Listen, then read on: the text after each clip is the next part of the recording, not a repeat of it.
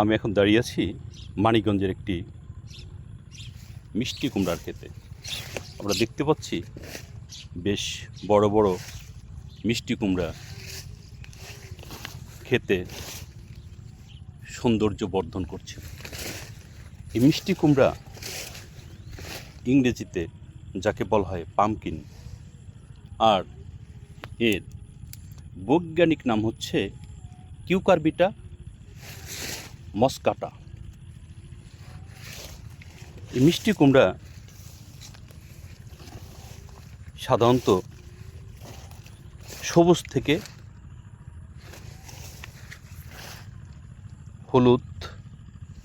হলুদ থেকে কমলা রং ধারণ করে থাকে। এটি গোলাকৃতির বা অনেক ক্ষেত্রে লম্বাটে ধরনেরও হয়ে থাকে। এটি মিষ্টি স্বাদযুক্ত একটি সবজি। এর গাছগুলো একটু লতানো প্রকৃতির। এই মিষ্টি কুমড়ার ভিতরে রয়েছে প্রচুর পরিমাণে পুষ্টিগুণ, ভিটামিন এবং খনিজ উপাদান। এর মধ্যে রয়েছে ভিটামিন এ বা বেটা ক্যারোটিন, রয়েছে ভিটামিন সি,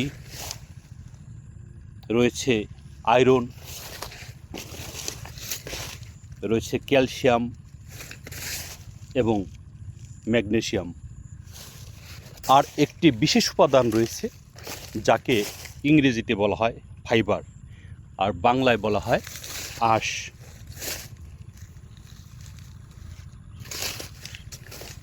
এই মিষ্টি কুমড়া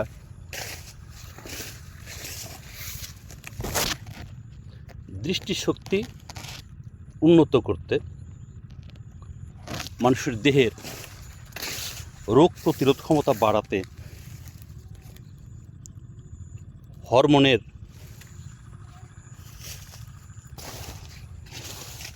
দিক বৃদ্ধি করতে,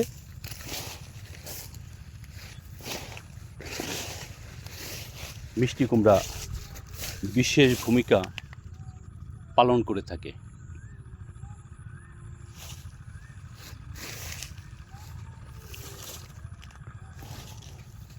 সাধারণত আমরা যেটি শুনে থাকি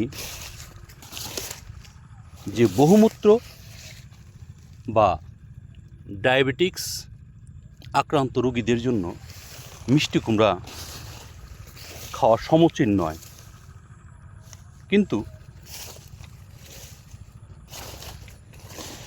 এ বিষয়ে যারা এক্সপার্ট বা বিশেষজ্ঞ তারা যেটি বলে থাকেন, এই মিষ্টি কুমড়ার ভিতরে গ্লাইসেমিক ইনডেক্স কম, তাই ডায়াবেটিক্স রোগীরা পরিমিত হারে এই মিষ্টি কুমড়া খেলে অপকারের চেয়ে উপকারী বেশি হয়ে থাকে।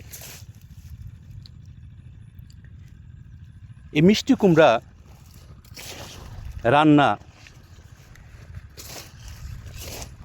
বাংলার প্রত্যেকটি নারী কম বেশি জানেন। এটি ভাজি, ঝোল, তরকারি, খিচুড়ি, স্যুপ, বিভিন্ন মিষ্টি জাতীয় আইটেম এই মিষ্টি কুমড়া দিয়ে রান্না করা যায়। বর্তমানে মিষ্টি কুমড়ার বাজার দর একটু কম হলেও 1-2 মাস পরই এই মিষ্টি কুমড়ার সন্তোষজনক